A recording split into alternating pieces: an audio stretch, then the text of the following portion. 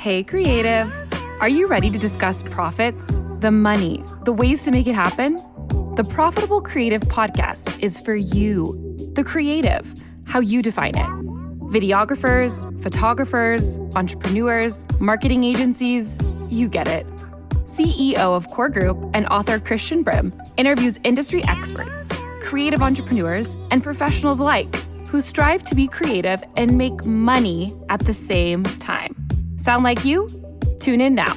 It's time for profit. Welcome to another episode of The Profitable Creative, the only show on the interweb where you will learn how to turn your passion into profit. I am your host, Christian Brim.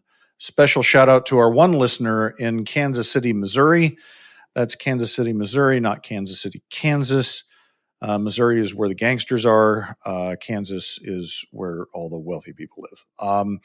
I have been there, and it's lovely, gangsters and all. Joining me today, Berlyn Komar of Planted Marketing. Berlyn, welcome to the show. Thanks for having me. I'm actually from Kansas City, so it's cool. Which side? So I grew up in Kansas, and then I lived on the Missouri side for a couple. Well, actually, no, that's a lie. I lived on the Kansas side for a couple years in Overland Park. How would you describe the difference between Kansas City, Kansas, and Kansas City, Missouri? Yeah, I mean, the Kansas side is really just the suburb side, and then the Missouri side is like the more urban side. Yeah. That's basically what I said. Anyway, I am fascinated to learn about Planted Marketing because I have had this conversation with marketing agencies over the last few months, and some of them are very resistant to niching. They want to continue to be what I would call generalists. So I'm very curious your experience and why you chose to have a niche of organic products. Yeah, well, I wouldn't say that is specifically our niche is like organic products, but I would say I'm on both sides of that argument. Like, I believe that we all need to have like some specialty, but we don't really need to put ourselves in a hole for that. So like at Planted Marketing, we specialize in organic content marketing, and we do all the things. So like social, emails, blah, blah, blah, blah, blah. You were speaking, I just looked at it and thought that you were talking about organic products. You were saying organic as in like organic traffic. Yeah. Yes. Okay. Yeah. So I'm completely wrong. So you don't have a niche. So in terms of like our services, no, we do all the things, but we specialize in like the strategy of organic content marketing and like building a community around brands. So like that would be what our focus is. And on top of that, like I love to work with more purpose-driven brands. So people in like not a specific industry, but just like a specific, what their mission is, I guess. Mm-hmm. Yeah. I mean, so let's go back to the origin story. You didn't start out with Planted Marketing. Where did you start out in this industry? Yeah, so I kind of did. I don't exactly have agency experience. My background is in photography, and so I started working with a lot of small businesses and more of a contractor basis. And then small businesses need very few people to wear lots of hats. So they asked me to do this and this and this, and that just kind of kept expanding like my marketing experience. And so I really enjoyed doing all of those things. So that's when I just kind of dove in more, taught myself everything. And then 5 years ago, I was able to go full time. And then I launched my agency shortly after that and have been doing that ever since. It's interesting. This is going to be completely unrelated, and you're going to be, why is he saying this? I have a friend that's in the IT business, right? And his dad started it. And back in the days before IT services was really a thing, I think he started with like phone systems. And he was successful in that. And as he was out there installing and maintaining these phone systems, he'd get, questions of like, well, can you fix this computer? And that's how he got into the computer space. But it kind of goes to my point of like, one, it's relationship driven. Like if you are a trusted provider of whatever, people tend to ask you, "Hey, can you do this?" Right? I mean, that sounds like what that happened with you, and that certainly happened with us. Um, where we ran into a problem with it at Core was we said yes too much, and then we ended up with uh, too many services for too many different types of customers or Mhm. clients.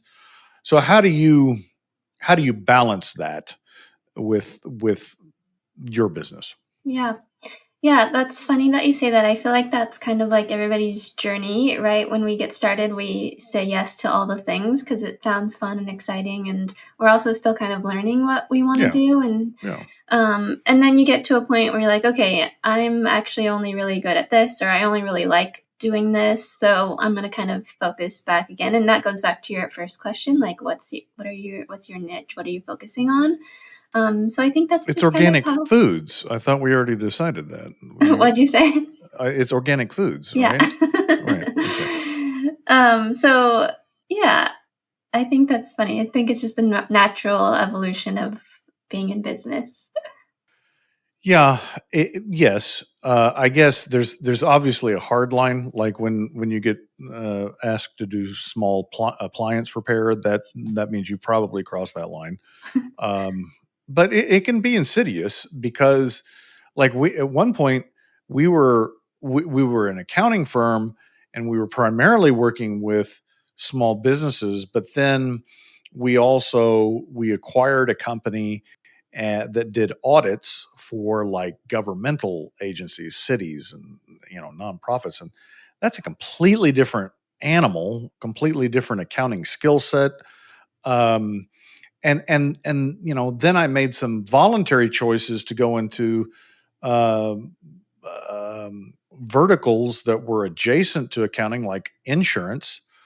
And man, you can spread yourself very thin very quickly. Although, I mean, here's the thing: is if you had an ideal client that was like they needed all the things and you could do all the things, that would be great. But you need only that. Like if Mhm. you're you can't have more of some and less of another, because then you get um, your processes, your procedures, your people, like everything gets so convoluted. You reach a limit of growth, and Mhm. that's what happened to us. Mm. Yeah, it's So, do you like interesting. organic food? Yeah, yeah. I don't have Okay, a thing against it. okay, but it's not like your preference. Yeah, I think, I think all food has its thing, and when you're at the grocery store and it's like, why would I spend $5 more for this apple when I could spend $1? That's what gets me. Yeah, it is expensive. I agree. I'm thinking about starting a farm. But then you start Ooh. thinking about that, and then it's like, well, you live in a climate. You're in Mhm. California, right? Mhm. Well, you get a little more flexibility. But like most places, you're in a climate, and then you can only grow that kind of food. Like you can't grow apples, for Yeah. instance, here in Oklahoma. That wouldn't work. I'm sorry, I'm rambling. Why did you land on organic traffic and the like the community element? Mm. Why'd you pick that? Yeah. I kind of fell into this just because I really gravitated just towards content marketing, just like the whole system of that. And that just kind of leads into organic marketing and just like building a community. So I just love to create like these educational pieces that kind of keep the audience involved and like keep your brand top of mind. And my brain just kind of naturally works that way. So the rest just kind of fell into place. How do you see the current? I was just reading a post on LinkedIn, I think yesterday, about where uh, AI was sourcing answers, Hmm. and how Google, like blog posts, were way down the list now. Like Hmm. they're going to is it Quora, Quora, what, Hmm.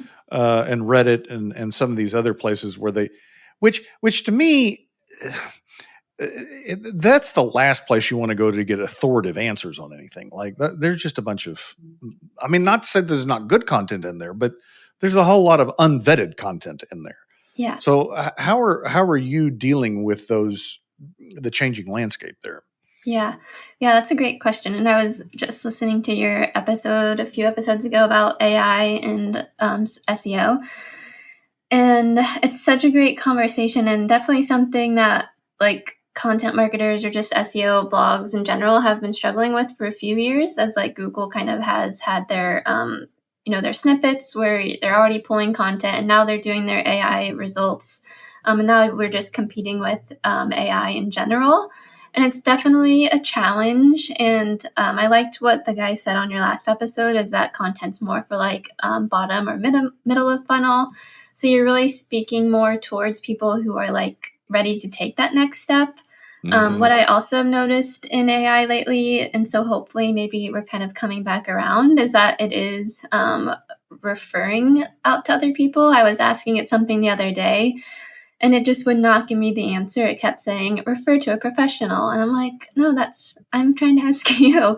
So then finally I was like, okay, give me a list of professionals. And so it gave me a whole list of people in my area.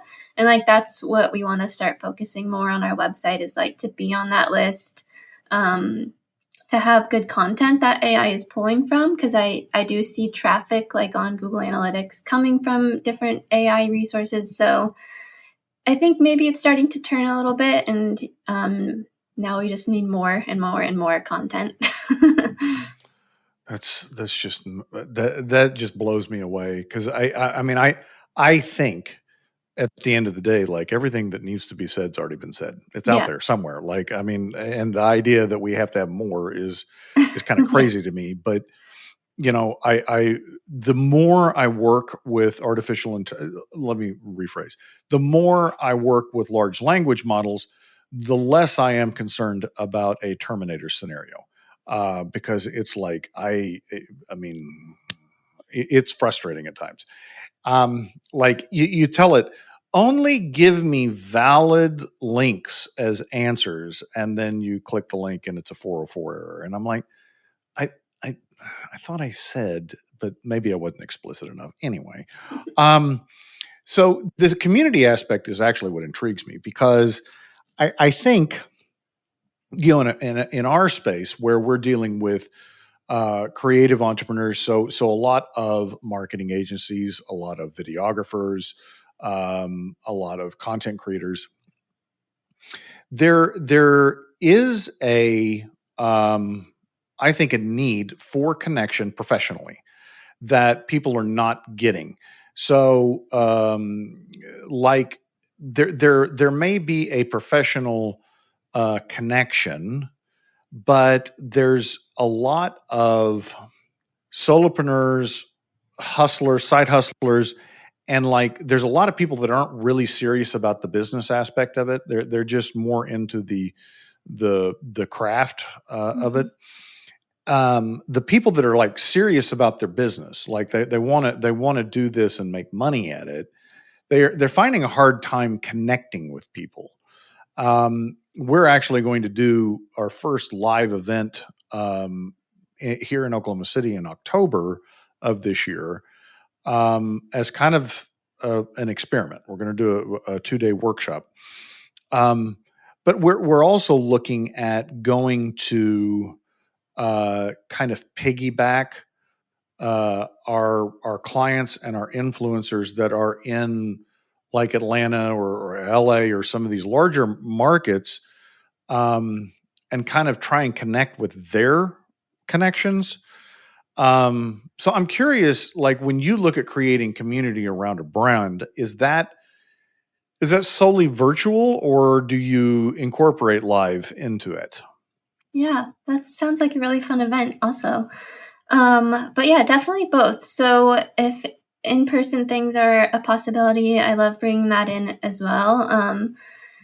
like this is not a client of mine, but there's a sunglasses brand that's local, and they do like community walks once a month. And so like, I think that's a really cool example of that, is just kind of bringing in the community. It's not like a sales thing. Yes, it's like put on by them, so you get familiar with their brand, but it's more just for bringing people together. And then doing an event or doing an activity where you would use their product, the sunglasses. So I think things like that are really cool. I think it's also very easy to do digitally, and it's essentially just creating really strong connections. Like, you want the type of customer that refers you, that like praises you, that is obsessed with your product, that tags you. Like, that's the kind of community that I'm trying to build for my clients. So when you look at all of the different ways you can connect and communicate, it is, and you can't, unless you're Coca-Cola, build on all of those channels. How do you figure out where people are talking about a company or a brand? Like, how do you do that research?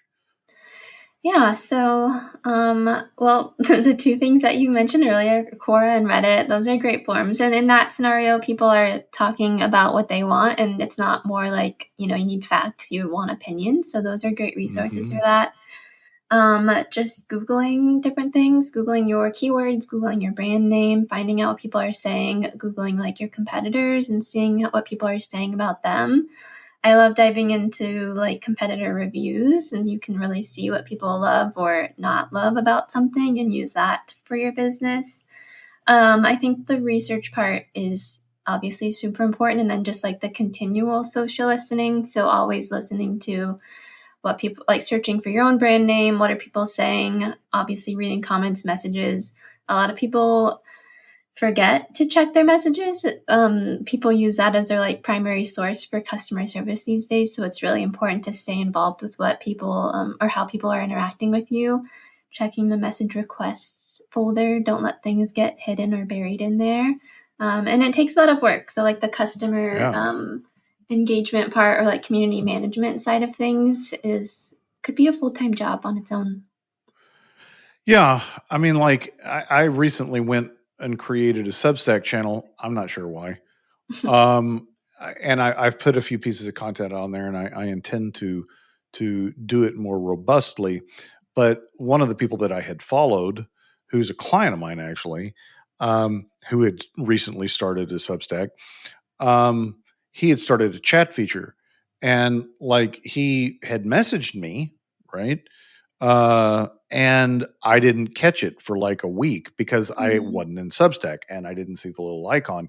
And I really don't like turning on all of the notifications, because then I can't get anything done, because I'm only, getting pop-ups everywhere.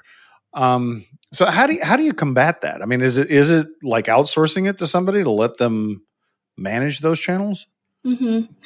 Yeah, that's a great question. I recommend like having it, if you're still like DIYing and managing it all yourself, like have a period of time built in every day. Like the first thing I do is check my emails, check my communities, check my messages, and then like that could be it for the day.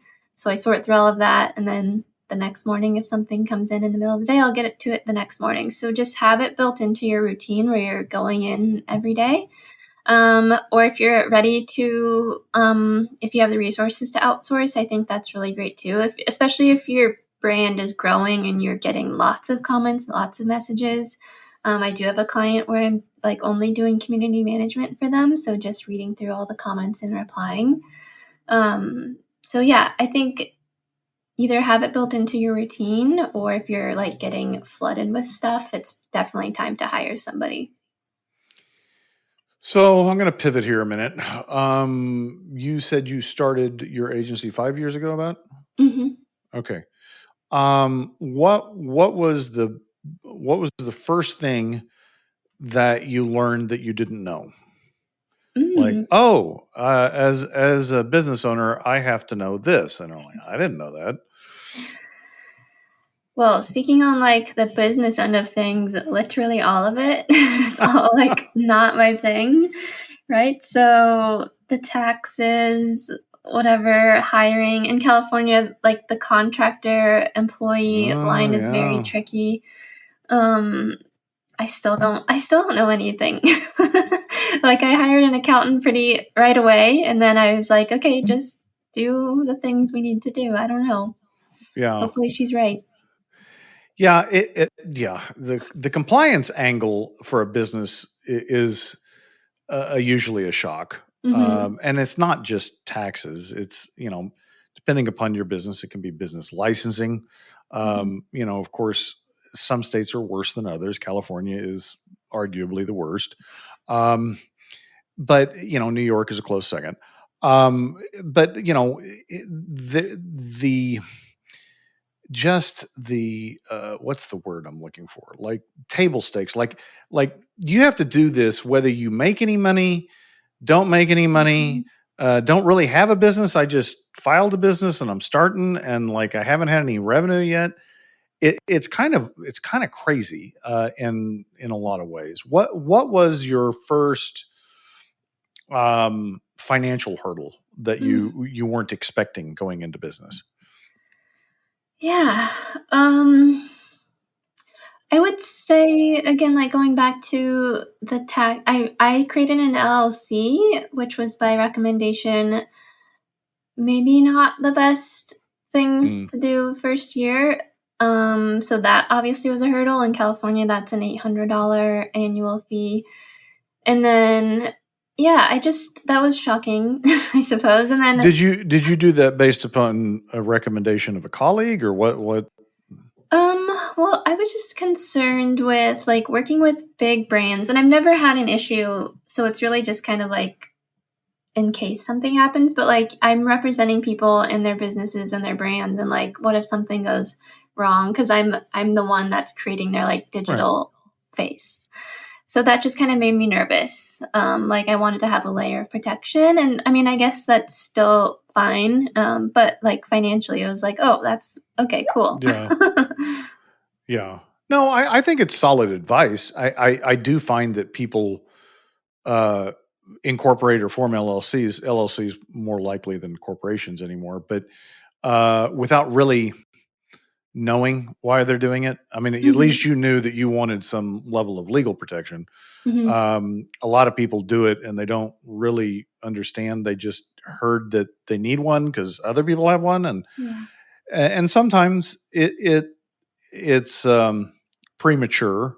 It's never really a bad thing. I mean, other Mhm. than you might cause you headache or money. I mean, you're not hurting yourself Yeah.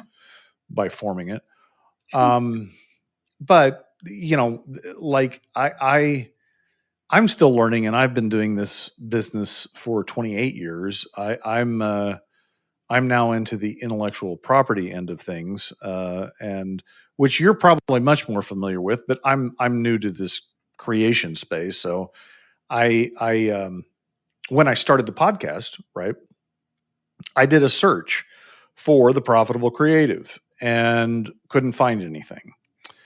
Evidently, I didn't look far enough because when I started in August of last year, and for some reason, uh, January of this year, maybe because I'd had some intellectual property lawyers on the show, I said, I probably need to protect that trademark. And so I told my lawyer to do that, and they said, "Well, this one's good. This one's already got a filing." And I'm like, "Really? Okay. When did that happen?" "Well, it happened in October of last year." I'm like, "Oh, good. We're covered because I started my show in August." Well, that whole thing gets very convoluted when you start saying when you had so Mm. looking into it, this individual had a URL, they had a domain that had a website before I had started the podcast. And so, technically she was using it first. And, then she filed a trademark application. And, I can protest it. I'll probably lose. I don't want to rebrand everything. I like the brand. She's not using the brand a lot. I mean, she has a podcast similarly named, but she hadn't put any content out since January of this year. And so, I'm like, I sent we sent a mutual, I don't know, what was it called? It was some type of mutual agreement. Like we'll both use this name and we won't protest each other's use, right? And I still don't have that resolved. And so that like we're 4 months into it, and I'm like, I don't know what's going to happen. And it is, I guess what I'm telling you all of this is that being an entrepreneur is a constant learning process. Yeah. You just never know it all. That's for sure. Yeah, that's really unfortunate. I've seen that before where like people have the name, but they're not doing anything, and you try to reach out, but they're not active, obviously, so they don't see your messages. And yeah, it's very frustrating. What do you think your next step will be? Well, if she doesn't agree, so if she doesn't agree, I hope she's not listening. I'm assuming she's not going to listen. I'm actually going to offer to buy it. Yeah. And license it back to her. So like you can continue doing what you're doing with it, but let me buy the trademark name. Because like when you do AI searches and Google searches, ours is the one that comes up because hers does not have a lot of traffic. And so it's buried. And that's why I'm like, it's not really, it's more valuable to me than it is her. At this point. But I'm still new enough in this that I could conceivably just rebrand it. I don't know. Yeah. I don't know. Yeah, that's very tricky. But yeah, from her perspective now, if people Google the name and you're the one coming up first, then it's already a loss for her. She would have to do so much to kind of like combat that. Well, yeah, and that's the reality. Is it doesn't, but if she wants to enforce her trademark, she can, and then I'm in trouble. And so, yeah, that's why I'm always a believer in cooperation. Rather, I mean, I've paid enough lawyers in my life, not around intellectual property, but if you can cooperate rather than be in conflict, it's always better. Yeah. Okay, so are there any regrets in launching your agency? Any times where you're like, I just wish I could crawl back in the womb and go back and being an employee? Definitely never want to be an employee again. I know that that's not for me, and there's no regrets ever, but there's definitely a lot of times where I'm like, okay, what now? How, like, what's the next step? There's definitely a lot of that, but I would never label it as like regret or anything else. Okay, excellent. Yeah. What welcome to the ranks of the unemployable. That's what I call entrepreneurs. Yeah, I'm definitely not employable. I wasn't employable when I was 27 and I started this business, but that's a different story. What would you say is your biggest business challenge at the 5-year mark? Like you've proven that you can do this, that you're going to succeed where a lot of people fail within 5 years. So what is the thing that is your most pressing problem to solve? Yeah, I would say it is scaling. So yeah, I think a lot. I'm like, okay, wow, I've been doing it 5 years. I'm surviving, but like I should be at a different point, I feel like. And I've pivoted a lot, obviously, through the years of like who my ideal customer is. And now I'm kind of at a point where I just don't know how to talk to my ideal customer, like where to reach them. And like, which is funny because that's literally what I do. I feel like marketing for yourself is always. Have you thought about hiring somebody? Yeah. Yeah. I should. Yeah. That would be a dream. But yeah, I think so I kind of split off my, in January of this year, I launched a community for solopreneurs. So by doing that, I really kind of split my two audiences. One is more of established brands who is ready to like invest and commit for a year or two. And then the communities for solopreneurs. So doing that, it's just been kind of harder to reach that audience of more established brands, I guess. Yeah, that sounds a little bit like the Pareto principle, which I talk about on here a lot, which is and I hate to repeat myself, but I have to give you context. Are you familiar with the Pareto principle or No. Pareto? Okay. So, Italian economist back in the 19th century, he did a study in Italy about land ownership, and he found that 80% of the land was owned by 20% of the people. Then it kind of went on the shelf, but it kind of got picked up in the 20th century as a model of human behavior, not unlike a bell curve distribution of like IQ and certain things. In that, when it has to do with people, there is a tendency for 20% of our activities to generate 80% of our productivity. It's not always exactly that ratio, but it sounds like you had the 20%, the people with established brands that probably made you more money and were easier to work with, easier to find, maybe easier to scale than the 80% of solopreneurs, which were not. Does that Mhm. Yeah. ring Yeah. true? Yeah. Yeah, so you figured it out all on your own. Well, yeah, I mean, um, yeah, it's been, yeah, I don't know. It's just a challenge, and that's okay. That's what Is that why you separated the two like that? I separated the two because I was working with a lot of people in the beginning who had like a $500 budget. And like the reality is, it's a waste of money, it feels like, because there's not a lot that we can do together on that budget. And so I want to work with brands who are ready to invest so that I'm not wasting their money and it's becoming like there's a good effort behind it and it's usable. And so for the solopreneur side, it's just like a small monthly membership. And then I feel like it's a really good investment for them because they don't have to make any other investments. And so they can make good use of their money. So that's just kind of what I experienced is there. If we want to make moves, we have to do a lot of stuff, especially in these days where, as you've said before, there's so much content. Everything's already been done. So like, how can we stand out from that? So this solo, I'm curious because we're kind of working through some of similar issues with those people that are looking for financial or accounting help. Mm-hmm.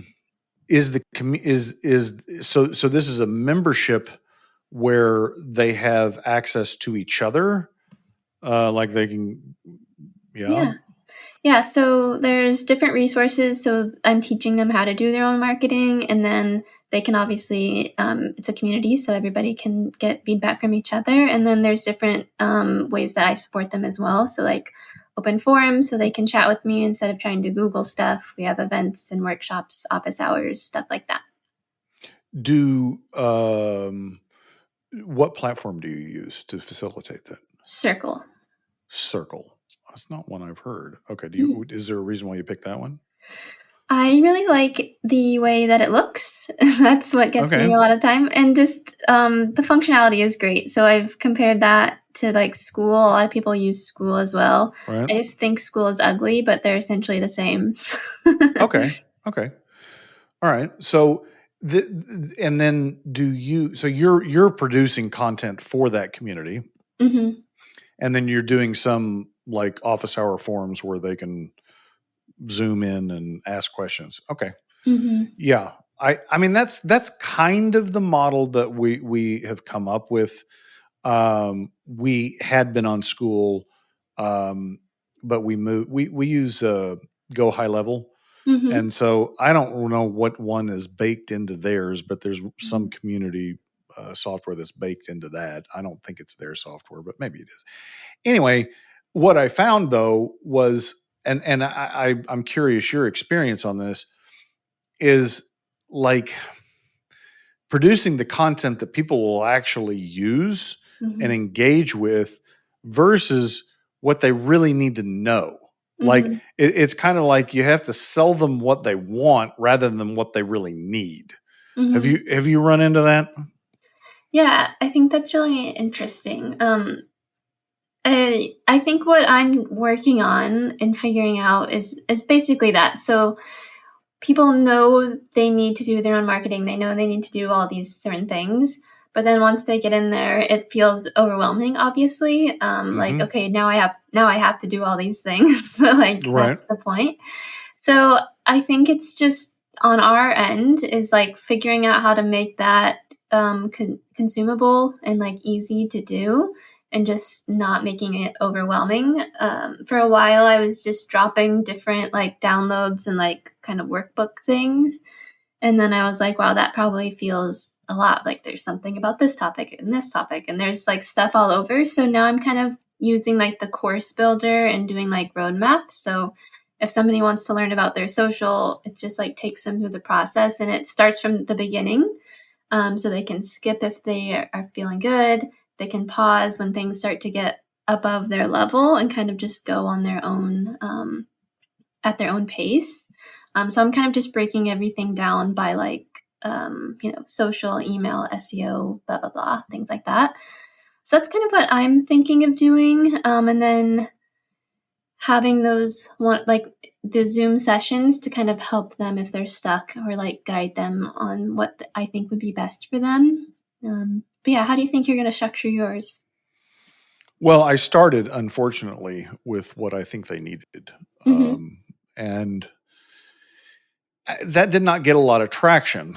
I mean, the the problem is that like a lot of business, a lot of entrepreneurship is not fun.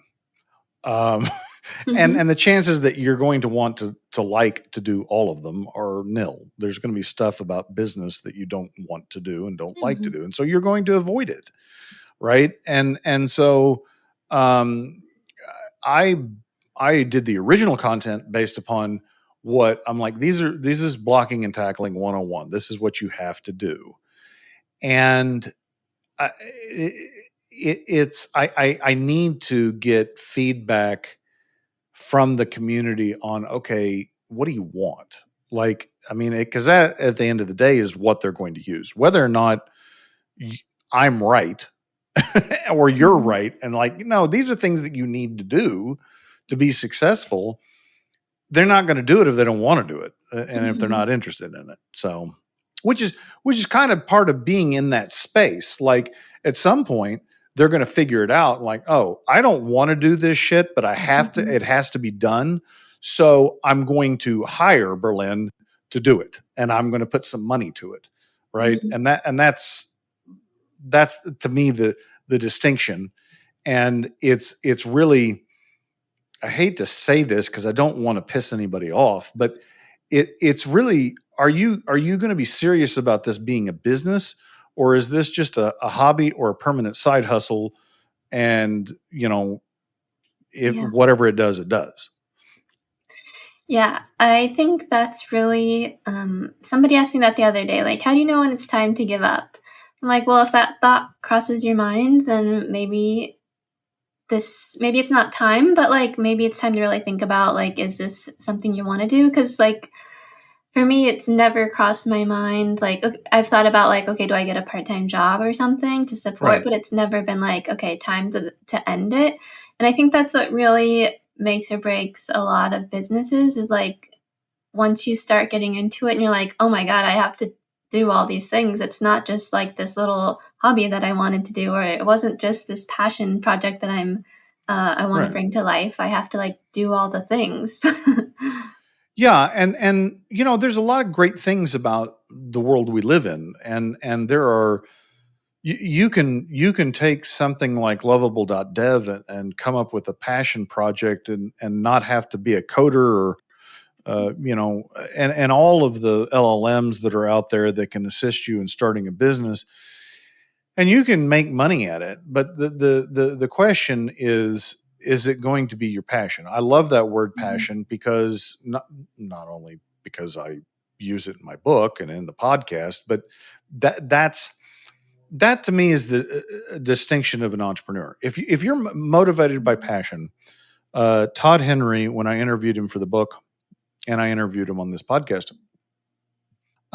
his book that he had written was, The Accidental creative. And then the most recent one is, it slipped my mind. I'll think of it in a second. I'm old. Um, the Greek word for passion, which I'm not going to try and pronounce, actually in Greek means suffering. And Todd said that if you are not willing to suffer for something, it is not your passion. And not to say that anybody signs up to suffer or that you're necessarily going to suffer, but chances are you are. I mean, if it's something that you really want, and that to me is a distinction of an entrepreneur. If they don't have a passion for it, it's it's got its limitations. Yeah, that's really interesting. And The Brave Habit. What? The Brave Habit. That Yeah. was the book. The book. Thank you. Look at that. Told you it'd come out. Yeah, definitely really interesting. I think there's just so much that we don't really even realize. Like we were talking about taxes and stuff. Like, okay, I knew I had to pay taxes, but like, wow, this is complicated. Or like, I know I need to, you need to hire a lawyer, but okay, that's unfortunate. And like, there's just so many things that now, like I'm personally getting into the sales side of things, which is not me at all. So I'm just like, oh, now I have to do this because the first few years were really easy for me. And now I'm in that suffering stage where I have to make the next growth thing, which is sales and like figuring out what that looks like for me. And yeah, there's always something I always say, or I've heard a lot too, that like owning a business is the biggest like personal development journey you'll ever go on. And it just throws you into it. And whether you like it or not, you have to do a lot of things you don't like. 100%. And I'll spoil the ending for you. When you get older and more successful, you're going to realize that the company's limitations are your own personal limitations. And I'm not talking about skill set necessarily, but like a lot of mindset issues. And that's a whole, as a matter of fact, I was interviewing somebody from my other podcast earlier today. And I said, that period of personal growth where the company had reached my limit. It could not grow past where I was. And that period of growing myself so that the company could grow was harder than starting the business, hands down. And, like looking backwards, would I have made that choice? I don't know. Like if I knew that was what was on the horizon, I don't know. But I'm messed up in the head and you're not. So that, that's fine. I have one last set of questions. How do you determine pricing? I love talking about pricing. It's a fascinating subject for me. So how do you approach pricing? You don't have to share any details, but of course you can if you want, but yeah, that's a great question. And I would love to hear everybody's answers because I don't think any of us really know, especially like the service field where you don't have like an actual product that is costing you money to figure out stuff. But what I say is, I figure out like the value and the experience level and like the work behind it that we put in. When agencies say they have a strategy or just like even individuals who have a strategy, like everybody's strategy looks different too. So like how much work we put into our strategy, what that looks like, the experience level of everybody on the team, how many people are involved in that. And then, I don't know. I think I'm 5 years in, I finally have like a good system. I actually just built like a calculator too to help me because every time I send a proposal, I'm like, I don't know. And like I have to do the math and it takes me hours. And sometimes I also mess up. I almost sent a proposal that was like only included a week's worth of stuff and I caught it right before I sent it. I was like, oh, that would have been a really bad deal. Thing. Yeah. So I created this calendar on like or Google Sheets that kind of like I can put in the number of social posts and the number of this and this and this and this that we're doing and kind of like get an average and then kind of see how that feels and then move forward from there. All right. Do you ever raise it from that? Like, you get your estimate and you say, oh no, they'll pay a lot more than this. I actually usually decrease it. I see the Oh amount. no. Okay. All right. I see Okay. the amount and I'm like, okay, that's a lot. But not like in a good way. I don't know. I'm still working on it. I think I always like to it depends on like the brand as well. If people are just starting out, I love working with them. So I take that into consideration. I don't know. There's just so many things to consider. Do you have any Okay. tips? What are your thoughts? Well, when I send you the book, I Mhm. have a whole chapter on value pricing, Cool. which I would recommend reading. There's Yes. 2 other books that I really found helpful on the subject. One is specifically on pricing. It's called The Confessions of a Pricing Man, and it was written back in the 80s. And this guy was some kind of European management consultant, PhD type guy. And he did all of this research for these big companies around pricing. And he basically created the industry back in the 70s around pricing consultancy. Mhm. And there's a lot of really dry information in it, and because he's an academic, but Mhm. the concepts in it are fascinating to me. Like the research stories were also fascinating, like how you could package things and tweak things. I think the one that stood out to me was like back when newspapers were actually printed. He worked with the Wall Street Journal, and the Wall Street Journal was launching their digital edition, and he worked with the pricing on the digital version and the print version such that it the pricing, relative pricing, was so compelling that people all signed up for both. But he did that with anchor pricing, like how he did that. I found fascinating. The second book I'd recommend is Alchemy by Rory Sutherland. Have you read that one? No, but it sounds familiar. It might be on my list. So he's a director at Ogilvy, and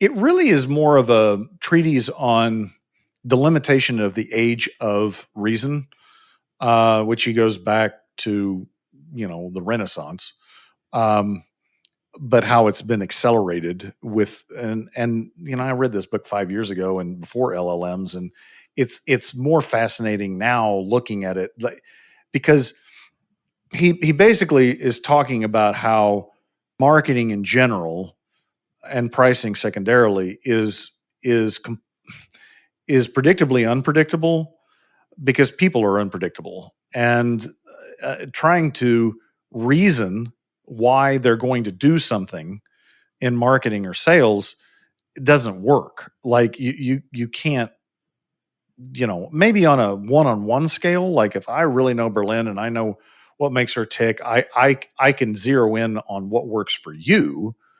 But if I'm talking about 100 of you out there, or 1,000 or 1,000,000, there's no way. I mean, make an educated guess and go. Mhm. That's why he calls it alchemy. Like, we're Mhm. not sure why it works. It just works. So Cool. Yeah, cool. I'll look up both of those, and I'm excited to read your book too. Thank you. you are welcome. Berlyn, how do people find out more about organic foods and how you market them?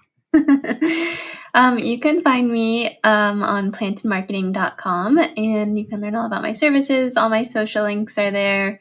I have different free downloads and workshops that I list there, and you can learn more about the greenhouse if you are on a DIY journey as well. See, you understand my confusion because all of those things point to.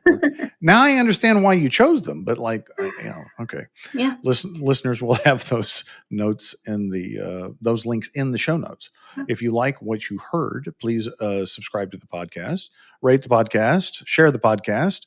If you don't like what you heard, please shoot us a text and we'll get rid of Berlyn. Until then, ta-ta for now.